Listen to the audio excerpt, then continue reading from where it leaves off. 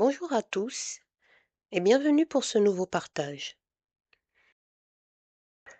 Comme nous tous, je me suis longtemps cru être ce corps. Je me suis cru n'être que ce corps. Donc je me suis souvent demandé pourquoi ce corps ne faisait pas exactement ce que je désirais, pourquoi ce corps me faisait faire des choses que je ne voulais pas, pourquoi ce corps obéissait à ce qu'il ne voulait pas obéir, pourquoi ce corps acceptait des choses qu'il ne voulait pas accepter, pourquoi ce corps tombait malade, pourquoi ce corps refusait de faire certaines choses que je sentais bonnes pour moi au fond de moi, mais que le corps se mettant à trembler ou se figeant, se paralysant, m'empêchait de réaliser. Je me suis longtemps cru n'être qu'un bout de chair et d'os qui marche sur terre et qui ne vit que, de ses instincts. On m'a, comme beaucoup d'entre nous, comme d'ailleurs nous tous, peu de monde y échappe, enseigné une religion. Chacun de nous sur terre finit, une fois adulte, par avoir été modelé par une forme de pensée, que ce soit, des dogmes religieux, des philosophies de vie, finit donc par, se construire en ayant à l'esprit l'une de ces voies. Mais la séparation est là. Nous croyons que, effectivement, nous sommes ce bout de chair qui, grâce à ces quelques mots que l'on nous donne à manger,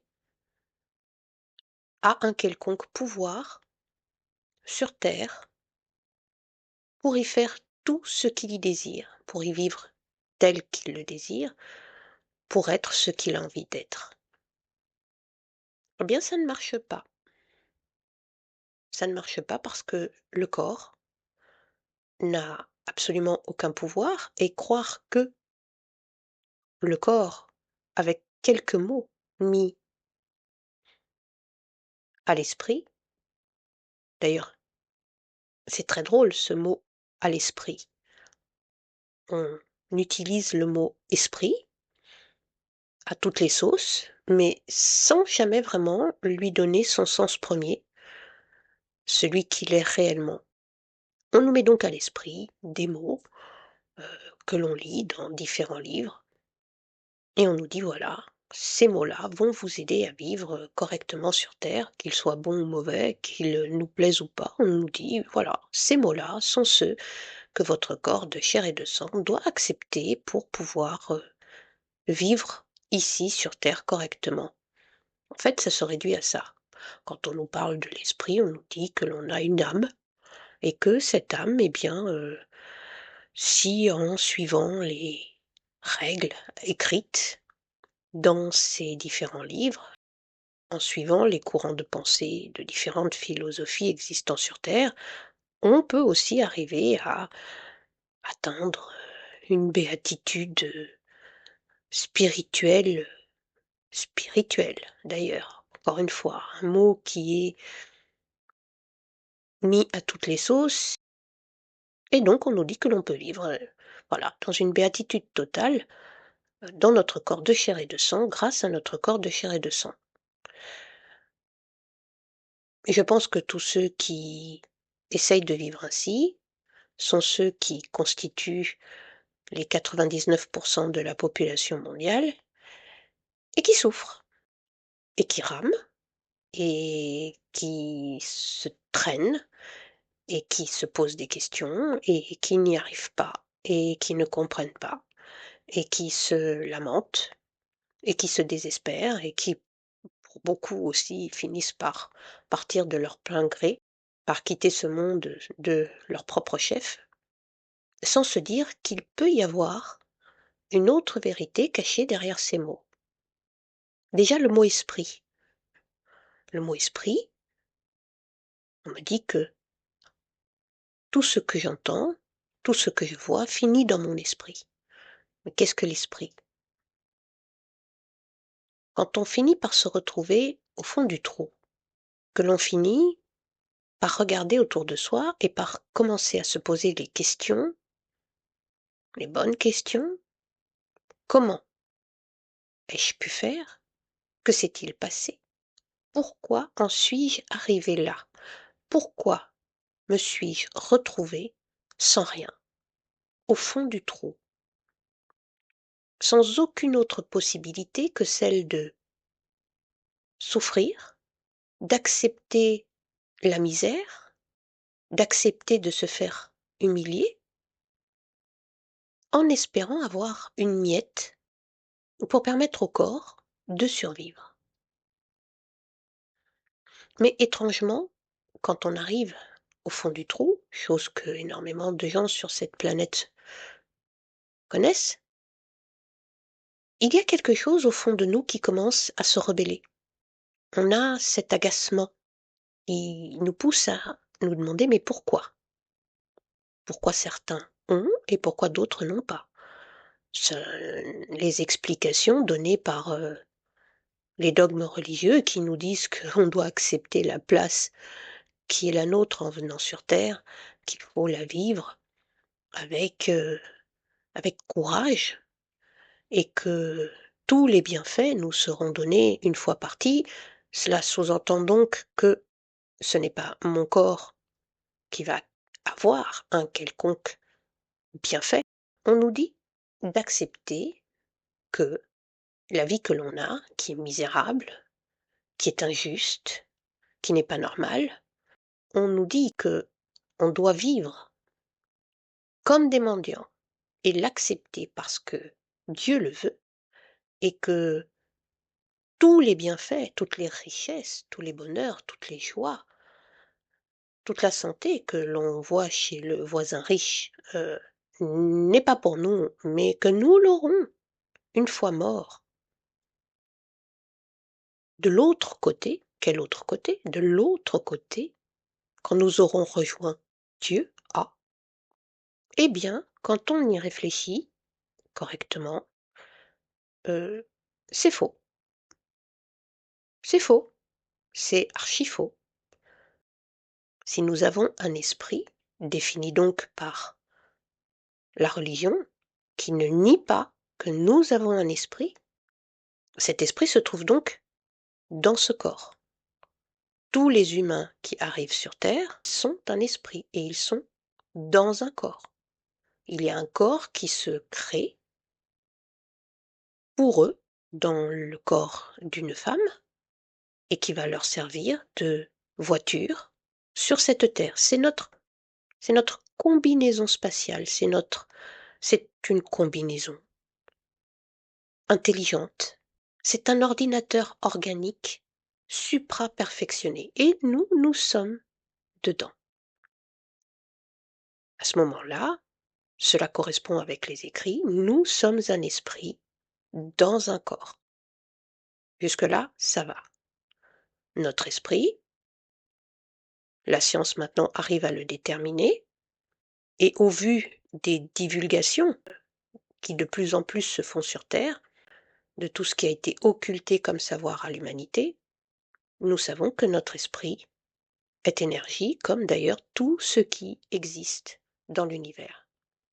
Dans cette dimension ou dans les autres dimensions, tout n'est qu'énergie et vibre simplement à des fréquences différentes. Si on est dans un corps physique, ici, dans la matière, nous vibrons à une certaine fréquence, donc nous voyons notre corps. Au travers de ce corps, nous voyons ce qui se densifie dans cette matière, mais tout ne reste que de l'énergie.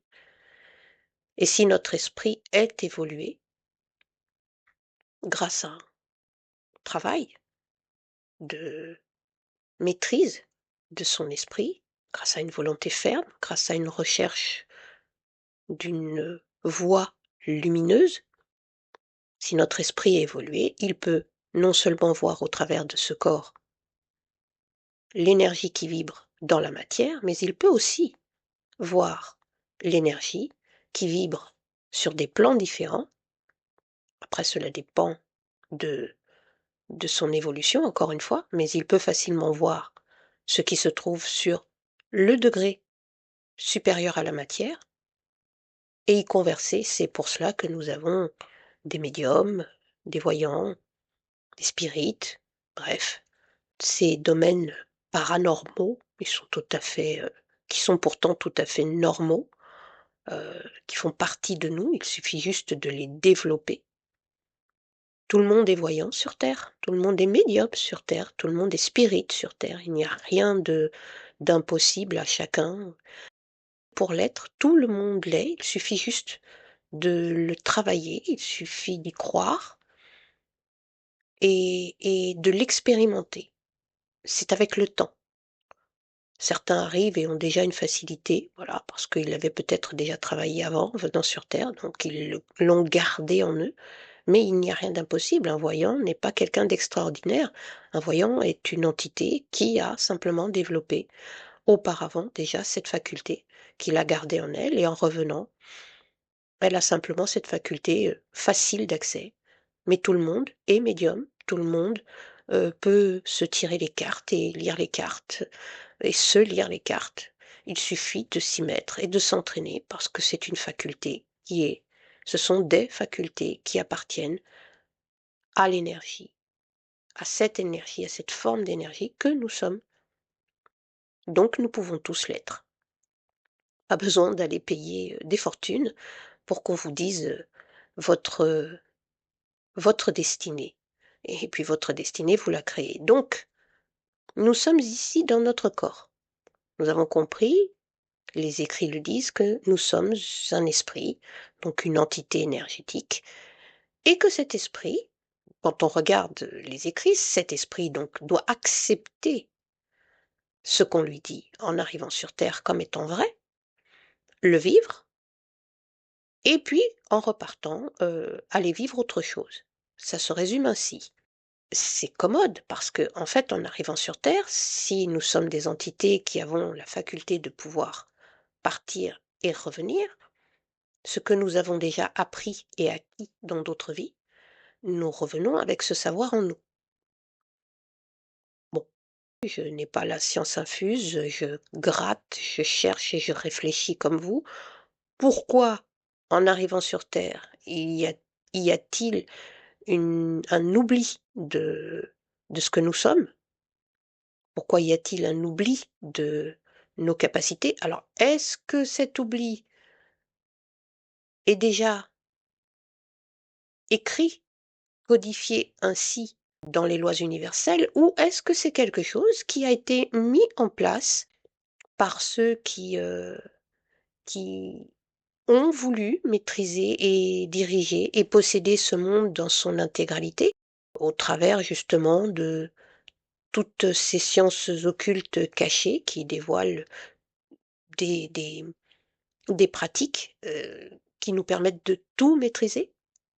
Alors, est-ce que c'est naturel ou est-ce que cela a été créé ou même créé par des machines? Je n'en sais rien. Tout est possible.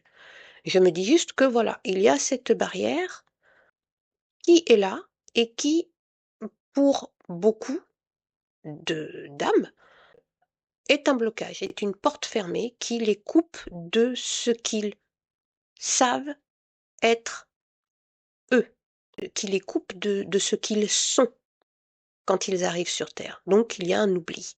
On constate quand même qu'il y a des enfants puissants, donc leur âme est beaucoup plus évoluée, beaucoup plus forte. Ils ont peut-être acquis, tout cela en venant plus souvent ou en étant plus férus dans la recherche de la maîtrise de leur être. Il y a des enfants qui, en arrivant sur terre, vous parlent, vous disent ce qu'ils ont été, ce qu'ils ont vécu, se souviennent de tout un tas de choses et sont aussi voient énormément, ont ces facultés qui sont déjà là, très développées. Donc tout cela pour dire que cet oubli, encore une fois, est-ce qu'il est naturel ou est-ce qu'il a été créé? Donc, quand nous arrivons, nous sommes en possession de tous nos souvenirs, toutes nos capacités, et nous venons pour vivre une expérience. Là aussi, ce n'est pas un problème en fait de ne pas savoir pourquoi l'on vient ou pas. Chacun définira au cours de sa vie pourquoi il est venu et acceptera cette réponse pour lui-même parce qu'elle est personnelle et jamais personne ne pourra répondre pour nous à pourquoi est-ce que je suis venu. Donc là, à ce niveau-là, moi je laisse chacun définir pourquoi il vient. Qu'est-ce qu'il recherche? Pour quelle finalité? Ça, c'est personnel, strictement personnel. Mais une fois que nous sommes arrivés, il y a à ce moment-là une seconde barrière qui est mise en place par le conditionnement. Je pense que si, maintenant que nous savons que nous avons un esprit, la société, au travers des parents et de tout ce qui tourne autour d'un enfant, heu, la famille, les professeurs, les lois diverses et variées, les coutumes, les traditions. Si tout cela était construit autour de l'enfant, mais de façon positive, c'est-à-dire qu'on écouterait l'enfant, plutôt que de lui dire: «Tais-toi» ou «Non», on lui dirait: «Parle, de quoi te souviens-tu?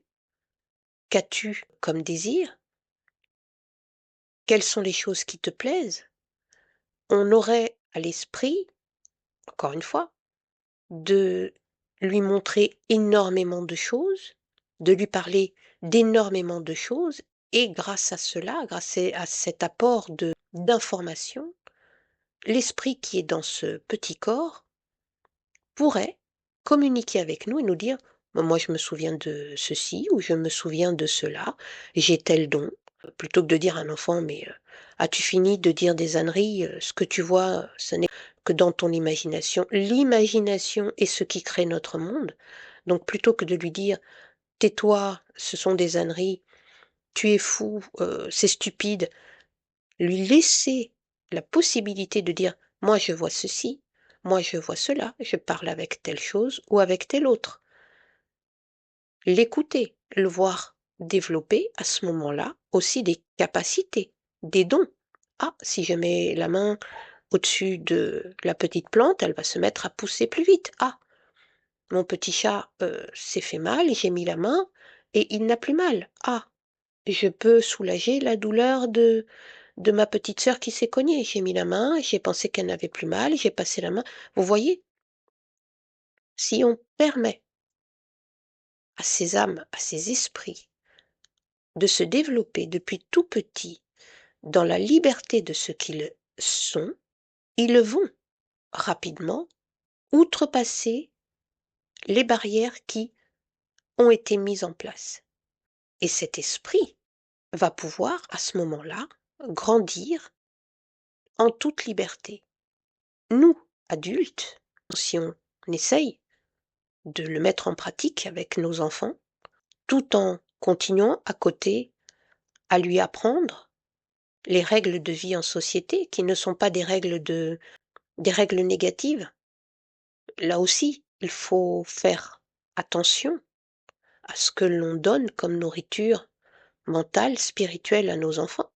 Il y a des lois qui sont bonnes, ne pas mentir parce qu'effectivement un mensonge est toujours révélé, ne pas voler parce qu'il y a des lois universelles qui font que, quand on vole, on finira par le rendre et par le payer. Bref, cela ce sont des sujets que chaque personne peut facilement acquérir, trouver.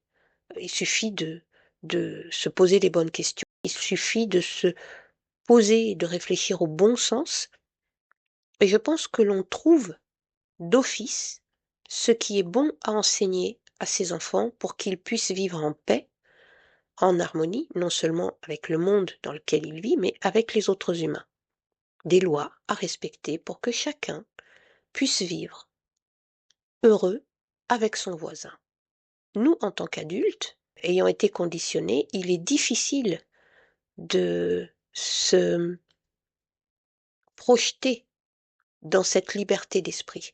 On nous a dit depuis enfant, au travers de la religion justement, que, on devait accepter, l'état de misère dans lequel on vivait, qu'il fallait juste prier et avoir la foi que ailleurs on nous entend, on nous aide, par, un petit miracle et surtout, que de l'autre côté, nous vivrons enfin, sans froid, sans soif, sans faim, sans maladie, sans souffrance, le paradis.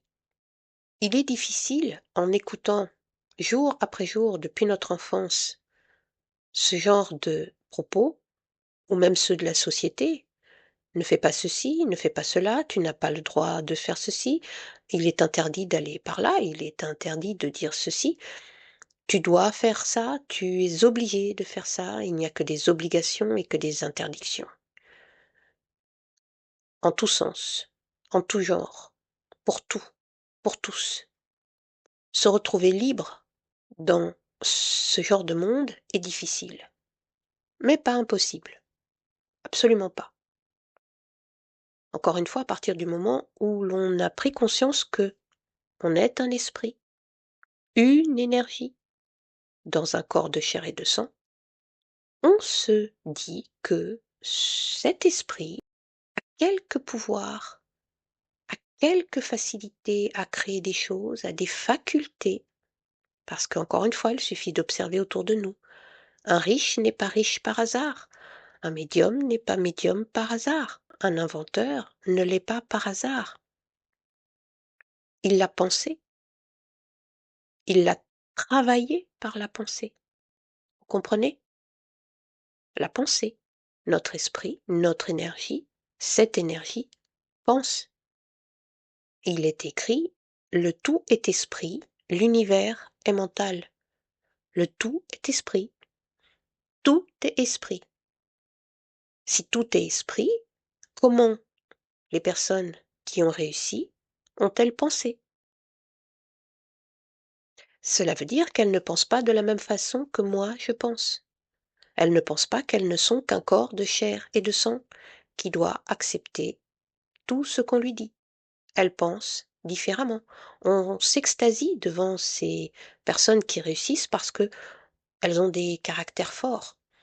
Elles, n'acceptent pas facilement, d'être contredites. Elles ont des idées qu'elles s'évertuent à, mmh, à créer, à faire apparaître, à donner vie.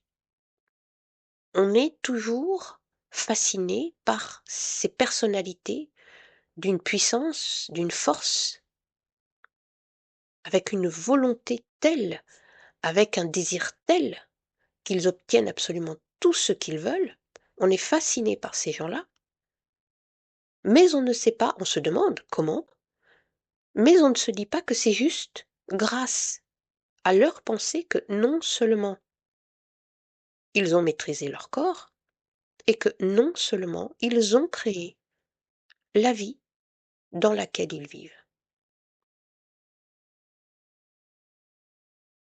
Notre corps, conditionné depuis tout petit, c'est un ordinateur. Il a donc été programmé.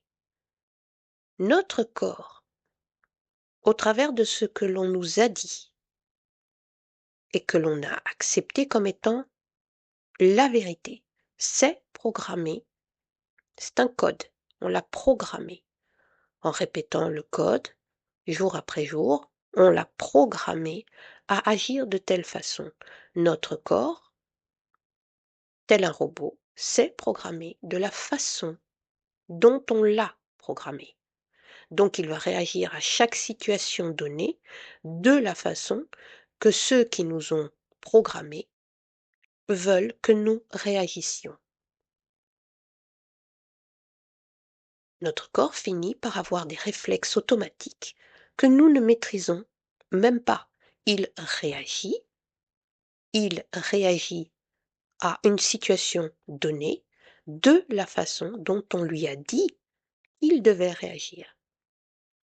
Et souvent dans ces situations-là, nous avons une espèce de dissonance qui se fait en nous, où on voit notre corps réagir d'une façon, mais notre esprit se dit: «Mais attends, je ne veux pas réagir ainsi.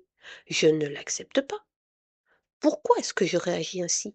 Qu'est-ce qui fait que je réagis ainsi? Je ne veux pas, je refuse. Mais pourtant le corps, lui, va réagir ainsi. Et c'est là que nous nous rendons compte que ce que l'on nous a dit et que nous avons accepté comme vérité nous a réellement programmés. Nous devons nous rendre compte que cette programmation qui se fait ne peut se faire que si nous l'acceptons. Et il est facile de faire accepter à un enfant n'importe quoi par la répétition. En tant qu'adulte, nous devons prendre conscience que notre esprit peut reprogrammer notre corps, peut reprendre la main sur les programmations qui nous ont été faites, sur sur ce conditionnement qui nous maintient dans l'état dans lequel nous sommes. Nous pouvons réapprendre à penser différemment et donc en pensant différemment, nous pouvons reprogrammer notre corps à agir différemment selon les circonstances qui se présentent à lui et nous pouvons donc créer autre chose dans notre vie que ce que nous vivons actuellement. Tout cela passe par un travail ardu. Ardu parce qu'il faut de la volonté.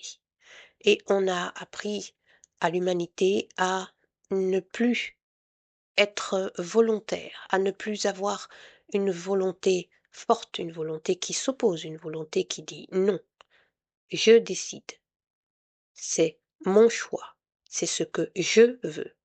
C'est un travail ardu parce que nous devons dépasser toutes les barrières qui nous ont été inculquées de force. Nous devons les dépasser.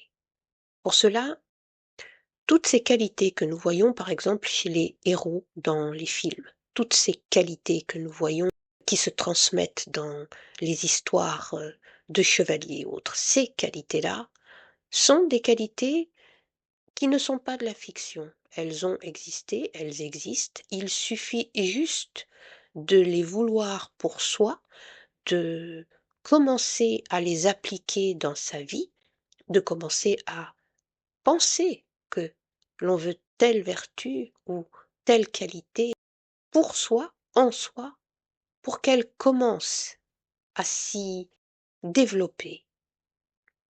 Mais tout cela demande du travail, de la persévérance, de la ténacité, de l'endurance, parce que on a appris à l'humanité à lâcher facilement, à ne pas persévérer, à accepter la facilité comme règle de vie et à refuser tout ce qui est laborieux, long, qui peut sembler difficile, mais qui bizarrement amène à long terme la liberté, le succès, la santé, le bonheur.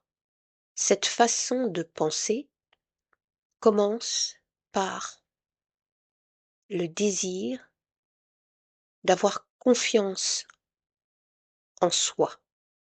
Le plus grand drame de nos jours est que chaque humain a perdu la confiance en ce qu'il était, la confiance en ses pouvoirs, la confiance en ses qualités, la confiance en ses dons, la confiance en lui.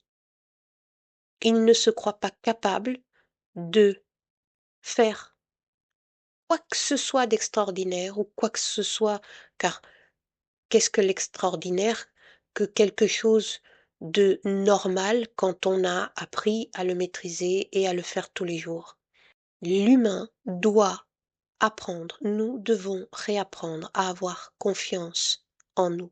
C'est pour cela que laisser les enfants avoir confiance en eux, leur apprendre à avoir confiance en eux et confiance en nous, est une des bases pour faire de nous des êtres qui soient libres, mais en plus réussissant à créer leur monde, réussissant à matérialiser leurs rêves. C'est la confiance en soi. C'est pour cela que je vous dis souvent, c'est mon credo, il n'y a de foi qu'en soi, ici et maintenant. À chaque instant de votre vie, ayez confiance en vous. En ayant confiance en vous, vous permettez à votre esprit de commencer à penser par lui-même et à se demander ce qui est bon pour lui ou pas, et à se demander pourquoi et comment telle personne arrive à tel résultat et lui non.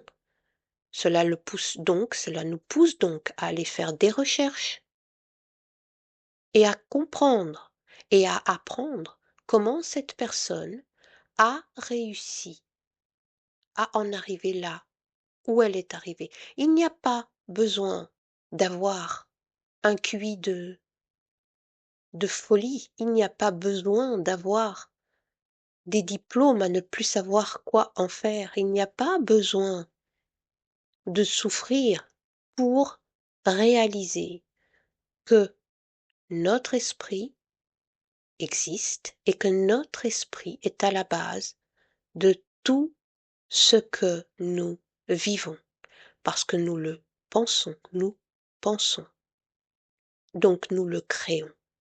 La confiance en soi permet cette libération, donne cette envie. Moi aussi, je peux.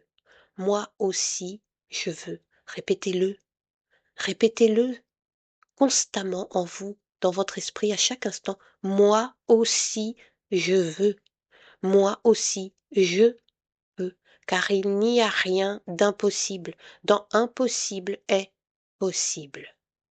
Alors, pour commencer à se libérer, avant d'entamer toutes les autres étapes, parce que il ne faut rien séparer. Cette humanité, cette société a tout séparé. Elle a séparé l'esprit du corps, elle a séparé le matériel du spirituel. Elle a tout séparé, elle a tout diversifié, alors que tout est un. La façon dont nous vivons n'est que le résultat de la façon dont nous pensons. Si nous pensions en unité, tout dans cette société irait dans un sens positif, une unité positive. Et tous les domaines de la vie seraient pensés en unité. C'est-à-dire que nous serions tous englobés dans la pensée de créer une société où nous tous sommes impliqués et où nous tous créons cette société juste, heureuse, libre. C'est une possibilité. La confiance en soi permet de commencer à avancer sur ce chemin.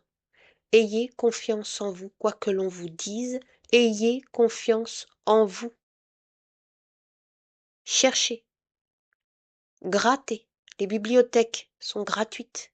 Internet vous permet d'absolument trouver tout ce que vous désirez. Il suffit de le vouloir. Si vous décidez que vous allez trouver les informations que vous désirez, je peux vous assurer qu'elles viendront à vous. Elles viendront à vous.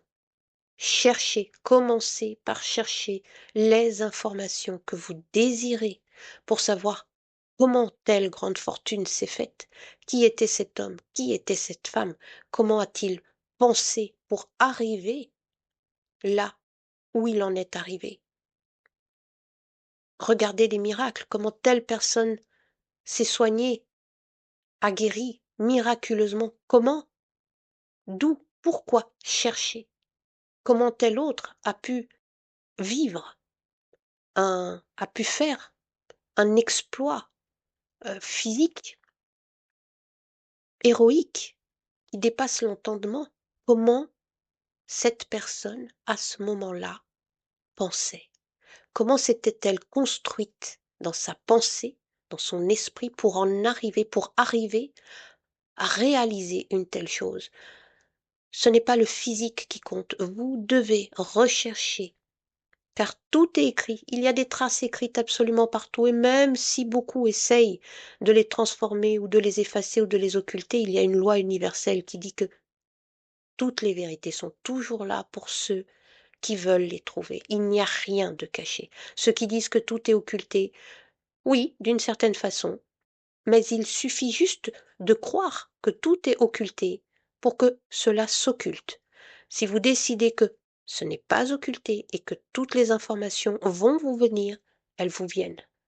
Donc cherchez, lisez, comparez, et après mettez en pratique ce que toutes ces personnes, toutes, ont fait pour commencer à penser différemment, pour se libérer de ce que on leur avait appris, pour se libérer de ce que on leur avait dit comme vérité, qui devait être celle qui allait programmer toute leur vie. Comment autant de personnes ont réussi en venant de rien, en n'ayant pas ou peu d'instruction, en n'ayant pas ou peu d'argent, en n'ayant pas ou peu de relations, en ayant même des handicaps physiques. Comment toutes ces personnes ont pu réaliser de tels exploits de réussite financière, de, de réussite artistique, de réussite physique, de réussite de tout genre. Cherchez, parce que c'est en cherchant que vous allez permettre à votre confiance en vous de grandir, parce que vous allez commencer à agir par vous-même. Et il n'y a rien de mieux pour construire une volonté d'acier en soi que de commencer soi-même, tout seul, à faire ses recherches, à aller demander à droite, à gauche, je le répète, des informations, de l'aide, des enseignements. Cette confiance en soi permet à l'esprit de prendre enfin possession de plus en plus, non seulement de son corps, celui dans lequel il vit, mais aussi de l'espace dans lequel il est, c'est-à-dire ici, sur Terre. En faisant cela, vous commencez à mettre en place une telle force de changement. Vous commencez à maîtriser non seulement votre esprit, euh, ou plutôt votre esprit commence à pouvoir se maîtriser et maîtriser toutes les informations qu'on lui a inculquées, commence va pouvoir commencer à les changer. Comprenez? Commence aussi à maîtriser son corps et commence aussi à maîtriser l'extérieur. Tout ce que les autres disent, tout ce que cette société dit et qui jour après jour est envoyé dans l'esprit des gens au travers de tous les médias, au travers de toutes les lois, au travers de tous les mots, au travers de toutes les paroles ou de toutes les actions. Vous pouvez commencer, grâce à cela, à mettre un frein à ce que vous ne désirez pas et à embrayer l'accélérateur sur ce que vous désirez. Il faut commencer par la confiance en soi. Ayez confiance en vous, quoi que l'on vous dise, quoi que l'on vous refuse. Répétez-le vous constamment, semaine après semaine, mois après mois, année après année s'il le faut. Répétez-le. Vous voulez, vous pouvez. Je veux, je peux. Et faites-le. Passez à l'action, passez à l'action. Commencez ainsi. Cette première étape est, je pense, capitale pour tous ceux qui se retrouvent le dos au mur, ne sachant plus où se tourner et se disant que peut-être le seul espoir qui leur reste est celui de partir.